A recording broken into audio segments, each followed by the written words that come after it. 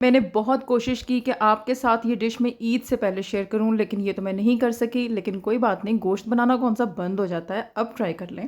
1 kg یہاں میں نے بونز کے ساتھ بکرے کا گوشت لیا ہے۔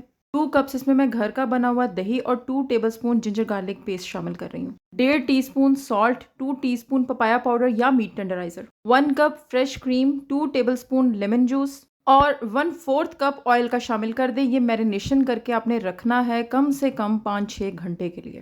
میرینیشن سے پہلے اس کو کوئلے کا دھواں بھی دینا ہے۔ اس پتیلے کو ایز اٹ از میں نے چولہے پر رکھ کر گوشت کو پکا لیا ہے، اور اس کو ہلاتے ضرور رہیے گا کیونکہ اس میں دہی بھی ڈلا ہوا ہے اور کریم بھی، جو کہ نیچے لگنے کا بہت ڈر ہے۔ گوشت گل جائے تو دوسری طرف ایک کڑھائی لیں جس کے اندر 1/4 کپ آئل، تیل میں سبز الائچی، دار چینی، تیز پتہ اور کالی مرچ کے چند دانے کڑکڑا لیں۔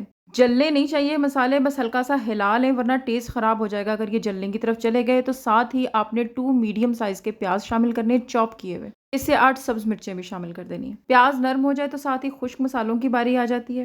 خشک دھنیا، سرخ مرچ اور گرم مسالہ، ہر چیز کی کوانٹٹی آپ کو ساتھ ساتھ مینشن مل رہی ہے کہ میں نے کیا انگریڈینٹ کتنی کوانٹٹی میں یوز کیا ہے۔ گوشت جو گلا کے رکھا تھا وہ شامل کیا، اور ساتھ ہی میں نے اس میں دودھ شامل کیا ہے۔ 1/2 کپ دودھ کا شامل کیا اور ایک بار ہلکی آگ کر کے کچھ دیر کے لیے پھر سے پکا لیا ہے۔